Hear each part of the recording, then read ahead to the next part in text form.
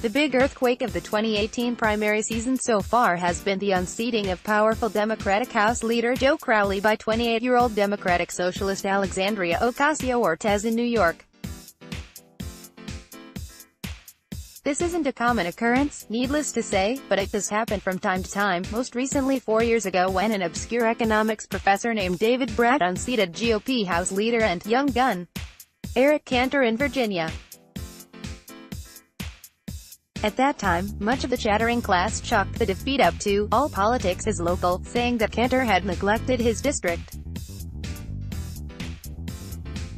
That analysis was wrong. Brat won because of one very hot issue that was boiling over in the right-wing media: immigration. This article was originally published at Salon-sponsored. The right-wing star most responsible for pushing that issue into the GOP mainstream was talk radio host Laura Ingraham. Before her promotion to Fox News primetime host, Ingraham used her talk radio show to stump for Brat and rail against Cantor. She even went to the district to campaign for Brat, solely on the basis of his hardcore stance against the unaccompanied minors from Central America who were in the news at the time, gathering at the border seeking asylum.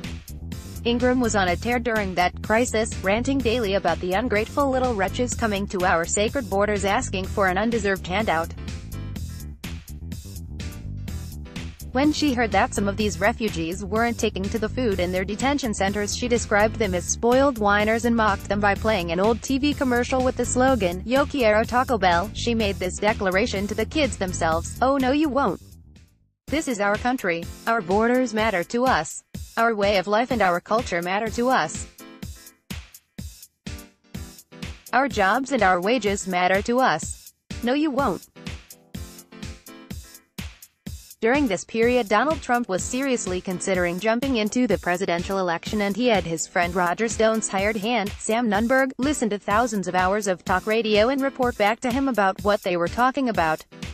He didn't have any strong feelings about immigration at the time, but when he got a strong response at the conservative CPAC gathering that year for saying, "We either have borders or we don't," he was all in. He rode that anti-immigration wave all the way to the White House. Meanwhile, the Republican establishment had been trying to tamp down this growing xenophobia because their 2012 presidential campaign, Autopsy, made it very clear that the GOP was in grave danger of becoming an all-white party in a country that was becoming less and less white. The lesson that the activists like Ingraham took from that was to try to reverse the trend and rid the country of as many people of color as possible.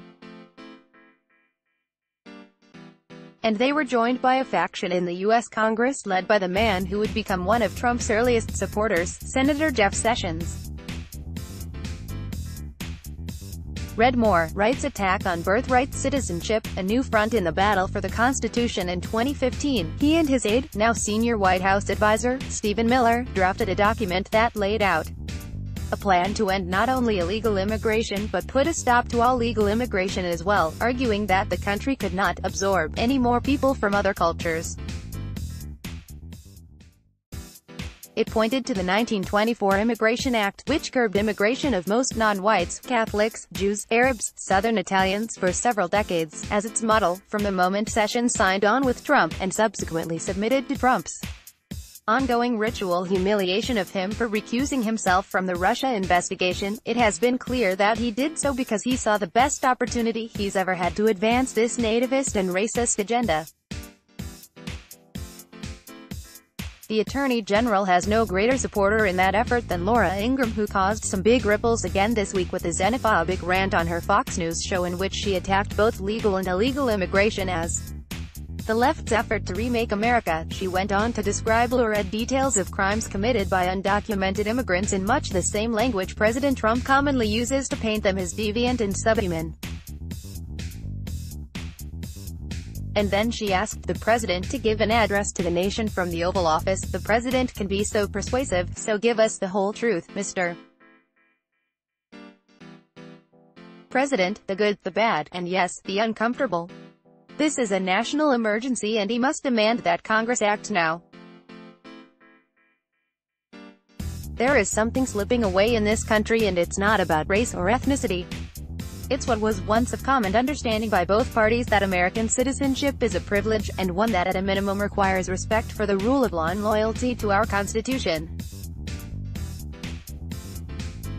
After another round of widespread backlash and reaction to her rant, Ingraham returned to Fox News on Thursday to insist that, despite what some may be contending, I made explicitly clear that my commentary had nothing to do with race or ethnicity, but rather a shared goal of keeping America safe, and her citizens safe and prosperous. First, it is not a national emergency. Border crossings are far below what they were a decade ago. And this president is the last person on earth to make a case for the rule of law and loyalty to the Constitution, since he demonstrates on a daily basis that he has no respect for the first, or even a rudimentary understanding of the second. Nonetheless, this policy is being implemented. The Muslim ban, ICE deportations, and the horrifying separation of families at the border are just the beginning. NBC News reported this week that Trump's unctuous factotum Stephen Miller has written a proposal to make it harder for legal immigrants to become citizens or get green cards if they have ever used a range of popular public welfare programs, including Obamacare. The purpose is to reduce the number of immigrants who obtain citizenship and, therefore, the right to vote. That's what's known as a win-win in the Trump administration. Yesterday it was announced that Melania Trump's parents got in just under the wire. Sponsored by their daughter and her husband under the much-maligned family migration system, they became U.S. citizens.